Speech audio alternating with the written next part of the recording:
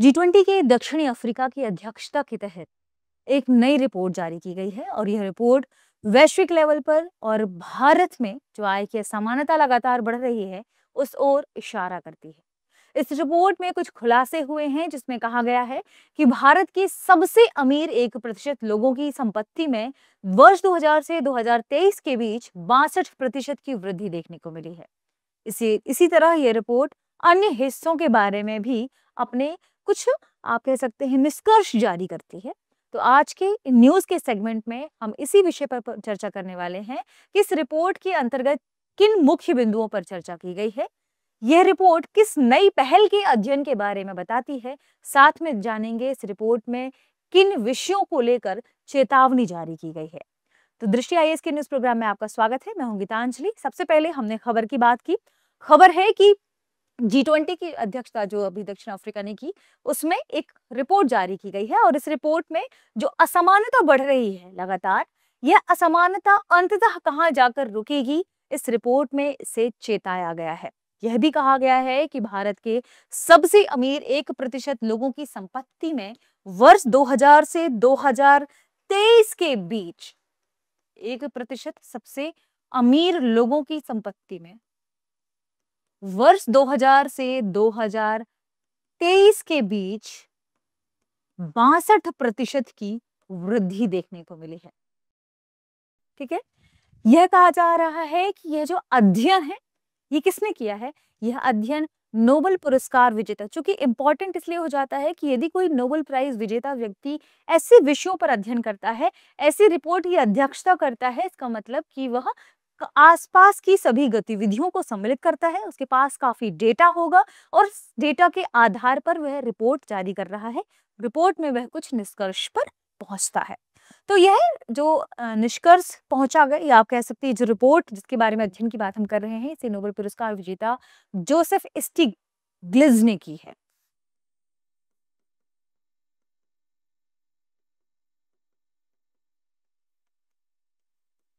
स्टिग्लिट्ज, ठीक है, जो कि नोबेल पुरस्कार विजेता है। ठीक है, जोसेफ स्टिग्लिट्ज।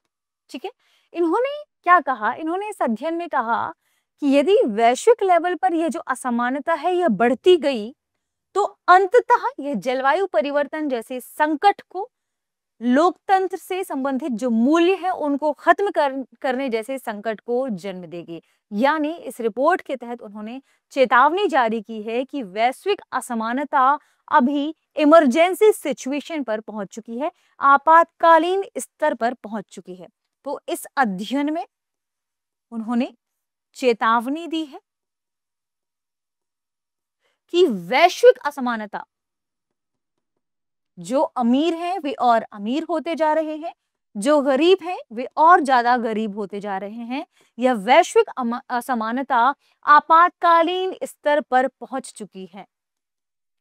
आपातकालीन स्तर, इमरजेंसी पर पहुंच चुकी है और इससे अंततः यह निष्कर्ष निकाला जा रहा है कि इसके बाद जो सिचुएशन आएगी उसमें लोकतंत्र, आर्थिक स्थिरता और जलवायु को लेकर संकट उत्पन्न होने वाला है।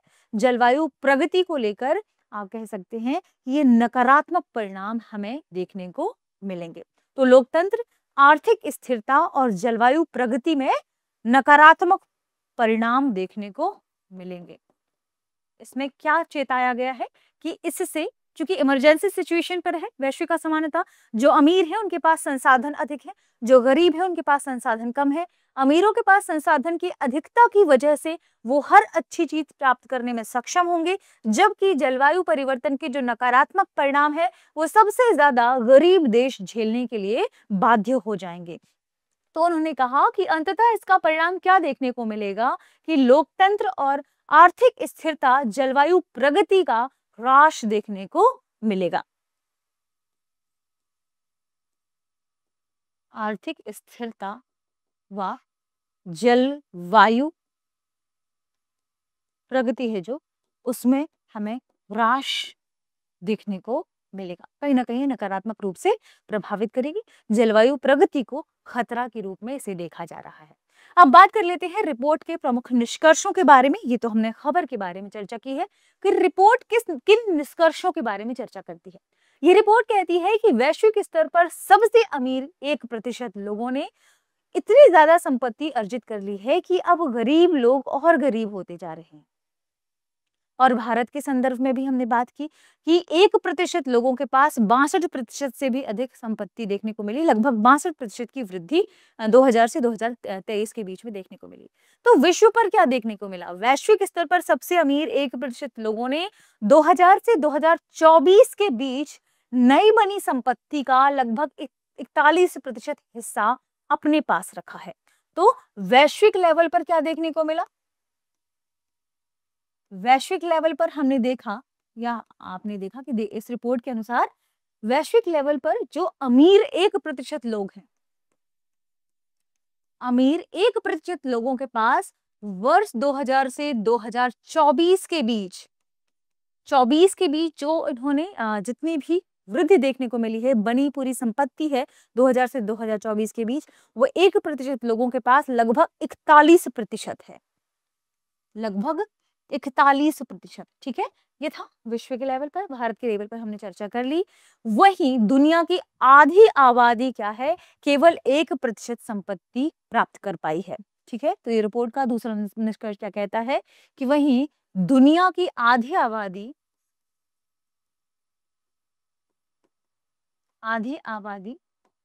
इस वृद्धि का मात्र 1% ही प्राप्त कर पाई है। अब आप सोच सकते हैं कि 1%, जो अमीर 1% लोग हैं, उनके पास इस वृद्धि का 41% है, जबकि दुनिया की आधी आबादी केवल 1% इस वृद्धि का 1% ही प्राप्त कर पाई है। 2000 से 2023 के बीच यदि हम बात करें, ये रिपोर्ट ये भी कहती है कि 2000 से 2023 के बीच दुनिया के आधे से अधिक देशों में अमीरों की जो संपत्ति है उसका हिस्सा बढ़ा है। ठीक है, तो अमीरों की संपत्ति का हिस्सा बढ़ा है।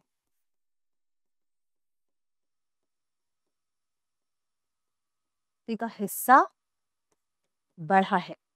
ठीक है, जबकि ऐसे कई देश हैं जो गरीब थे और अभी भी वे गरीब हैं। दुनिया के कई हिस्से हैं जो अभी भी गरीबी की मार झेल रहे हैं।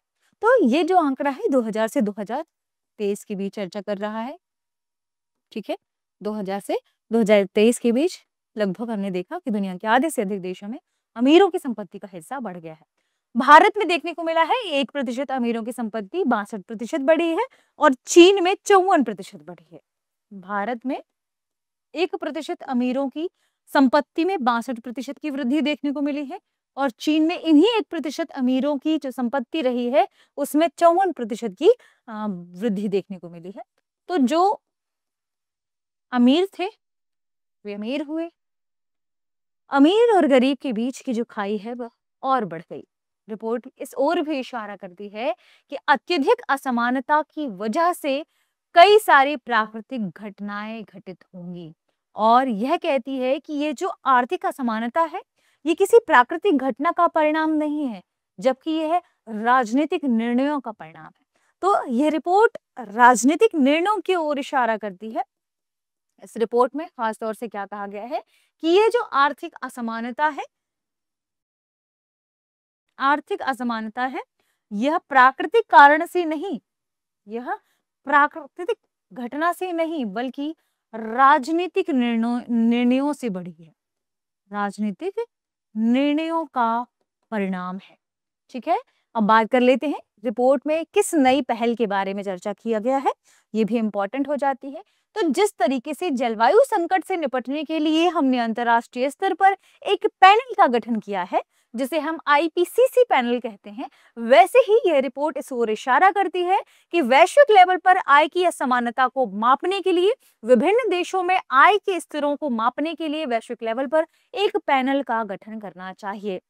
इसने सुझाव दिया है कि जैसे हम जलवायु परिवर्तन पर आईपीसीसी से काम करवाते हैं, वैसे ही हमें इस विषय के बारे में, असमानता के लिए जो अंतर्राष्ट्रीय असमानता है उसे देखने के लिए एक अंतर्राष्ट्रीय असमानता निगरानी पैनल बनाया जाना चाहिए। क्या बनाया जाना चाहिए? अंतर्राष्ट्रीय असमानता निगरानी निगरानी पैनल बनाना चाहिए। ठीक है, क्या बनाना चाहिए? अंतर्राष्ट्रीय असमानता निगरानी पैनल, आईपीसी। ठीक है, आईपीसी यानी हम एक ऐसे माफ कीजिएगा, आईपीआई हो गए यहाँ पर, इंटरनेशनल, क्योंकि इनइक्वालिटी को मापना है तो एक ऐसा पैनल जो इंटरनेशनल लेवल पर इनइक्वालिटी को माप सके, जिससे ये पैनल है देशों में जो भी असमानता है उसे सटीक तरीके से उससे संबंधित आंकड़ों को इकट्ठा कर सके और कुछ नीतिगत सुझाव दे सके। तो विभिन्न देशों से सटीक आंकड़े इकट्ठे किया जा सके और इसके माध्यम से ही कुछ नीतिगत सुझावों को प्राप्त किया जा सके। तो इस रिपोर्ट के तहत इस पहल की सिफारिश की गई है, आप कह सकते हैं एक प्रस्ताव के रूप में से शामिल किया गया है ताकि हम सटीक आंकड़ों को प्राप्त कर सके। इसके अलावा इस रिपोर्ट में कुछ चेतावनियां भी दी गई हैं, हम उनके बारे में भी चर्चा कर लेते हैं। जैसे इस रिपोर्ट में चेतावनी दी गई है कि जिन देशों में असमानता अधिक है वे लोकतांत्रिक गिरावट की ओर बढ़ रहे हैं, और ऐसे देशों में चूंकि असमानता अधिक है इसका मतलब लोकतांत्रिक गिरावट 7 गुना अधिक होगी। तो उन्होंने क्या कहा है? जिन देशों में असमानता अधिक है, जिन देशों में आर्थिक असमानता अधिक है, वे देश लोकतांत्रिक गिरावट में लगभग 7 गुना रफ्तार देखेंगे। तो वे लोकतांत्रिक गिरावट के 7 गुना अधिक शिकार होंगे। ठीक है, तो जिन देशों में, जो देश लोकतांत्रिक है, जहां पर अमीर और अमीर होते जा रहे हैं, उन देशों में यह देखने को मिलेगा कि लोकतांत्रिक मूल्यों में गिरावट होगी। लोकतांत्रिक जो गिरावट है उन देशों में देखने को मिलेगी। इस रिपोर्ट में एक और चेतावनी यह भी है कि वर्ष 2020 के बाद वैश्विक गरीबी में कमी रुक गई है, लेकिन कुछ ऐसे देश हैं जहां पर और गरीबी लगातार बढ़ती जा रही है। ठीक है, तो 2000 गरीबी में कमी रुकी है, लेकिन कुछ क्षेत्रों में, कुछ इलाकों में बहुत अधिक गरीबी है, बहुत अधिक गरीबी देखने को मिली है। इसके अलावा कुछ क्षेत्रों में गरीबी बढ़ी हुई भी दिखाई दी है। तो कुछ क्षेत्रों में भले ही कम नजर आई है, लेकिन कुछ क्षेत्रों में गरीबी बहुत अधिक बढ़ी हुई भी दिखाई दी है। इसके अलावा यह भी कहा गया है, इस रिपोर्ट में एक चेतावनी और दी गई है कि लगभग 2.3 अरब लोग हैं जो खाद्य असुरक्षा के शिकार हैं। तो यह रिपोर्ट खाद्य असुरक्षा की ओर भी इशारा करती है कि लगभग 2.3 अरब लोग हैं जो खाद्य असुरक्षा के शिकार हैं, खाद्य असुरक्षा के शिकार हैं, यानी उनके पास पर्याप्त भोजन मौजूद नहीं है। इसके अलावा आधी दुनिया के पास आवश्यक जो स्वास्थ्य सुविधाएं हैं, बुनियादी सुविधाएं हैं, सेवाएं हैं, वे नहीं है। तो एक और इंपॉर्टेंट बात कि आधी दुनिया के पास, लगभग आधी आबादी के पास, आधी दुनिया के पास स्वास्थ्य संबंधी जो सुविधाएं हैं, स्वास्थ्य सेवाएं हैं, वे उपलब्ध नहीं है।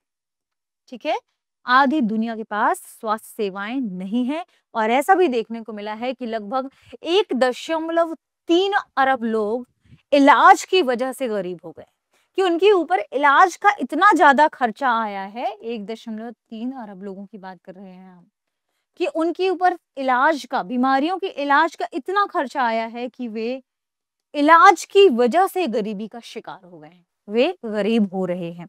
1.3 अरब लोग। ये रिपोर्ट कहीं ना कहीं एक भविष्य के भयावह दृश्य की कल्पना कर रही है और बता रही है कि अगर अब गरीबी को कम नहीं किया गया तो भविष्य में बहुत ज्यादा संकट देखने को मिल सकता है। भारत की तरफ से क्या उपाय किए गए हैं और उन उपायों को और बेहतर करने की जरूरत है, इस पर हम चर्चा कर लेते हैं। हालांकि भारत ने पहले से ही उपाय कर रखे हैं, जैसे बहुआयामी दृष्टिकोण अपनाते हुए भारत सरकार ने राष्ट्रीय खाद्य सुरक्षा को शुरू किया था। राष्ट्रीय खाद्य सुरक्षा अधिनियम लाया गया था इसके अंतर्गत, और खाद्य सुरक्षा में न केवल खाद्य सुरक्षा बल्कि खाद्य सुरक्षा में पोषण युक्त भोजन को भी शामिल करने की बात कही गई है। तो पोषण युक्त भोजन के लिए भारत सरकार लगातार पोषण सप्ताह भी मनाती है। विभिन्न क्षेत्रों में आंगनबाड़ी के माध्यम से पोषण युक्त भोजन गर्भवती महिलाओं को, बच्चों को पहुंचाने की जो पेशकश है वो सरकार पहले भी कर चुकी है और लगातार इस पर कार्य भी हो रहा है। लेकिन फिर भी भारत सरकार को खाद्य सुरक्षा को ध्यान में रखते हुए खाद्य सुरक्षा को बढ़ाने को लेकर और अधिक आवंटन बढ़ाने की जरूरत है। ये फिलहाल भारत की जरूरत है। इसके अलावा भारत सरकार ने बुनियादी आवश्यकताओं की पहुंच बढ़ाने के लिए कई सारी योजनाएं चलाई हैं, जैसे सार्वजनिक स्वास्थ्य एवं शिक्षा को लेकर योजनाएं, सामाजिक सुरक्षा लाभ को लेकर योजनाएं, रोजगार गारंटी योजनाएं जैसी सार्वजनिक वित्त पोषित तथा उच्च गुणवत्ता सेवाओं तक सार्वभौमिक पहुंच। इन सभी योजनाओं के माध्यम से भारत सरकार लगातार बुनियादी जो भी आवश्यकताएं हैं उन्हें पूरा करने की कोशिश कर रही है। फिर भी भारत को अभी शिक्षा और कुछ संरचनाओं में, स्वास्थ्य सेवाओं में और कार्य करने की जरूरत है। भले ही आयुष्मान भारत योजना चल रही है, उसके सटीक तरीके से प्रबंधन की जरूरत है। ठीक है।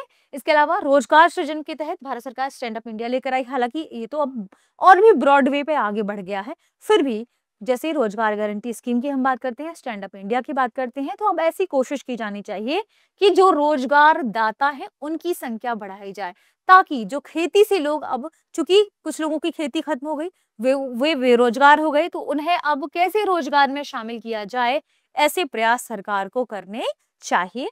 पीएम जनधन योजना के तहत सरकार काफी लाभ पहुंचा रही है। प्रत्यक्ष लाभ हस्तांतरण के तहत सरकार ने बिचौलियों को खत्म करने की कोशिश की है, ताकि ये जो धन लाभ है वो डायरेक्ट व्यक्ति के खाते में पहुंचे और वे गरीबी से निजात पा पाएं। तो सरकार के ने तो कई सारी स्कीम्स चला रखी हैं, जरूरी है इनके सही क्रियान्वयन की और बेहतर गुणवत्ता पूर्वक इन्हें उन व्यक्ति तक पहुंचाने की। ठीक है, तो आज के सेगमेंट का प्रश्न देख लेते हैं। प्रश्न क्या है? प्रश्न है, G20 की रिपोर्ट के अनुसार 2000 से 2023 के बीच भारत के शीर्ष 1% लोगों की संपत्ति में कितनी वृद्धि देखने को मिली है? Option A 41, option B 54, option C 62%, option D 74%। तो इस प्रश्न का सही जवाब कमेंट सेक्शन में देना ना भूलें। मिलते हैं अगले विषय के साथ। शुक्रिया। अब एग्जाम की तैयारी को और बेहतर करने के लिए हमारे चैनल को लाइक, शेयर और सब्सक्राइब करना ना भूलें।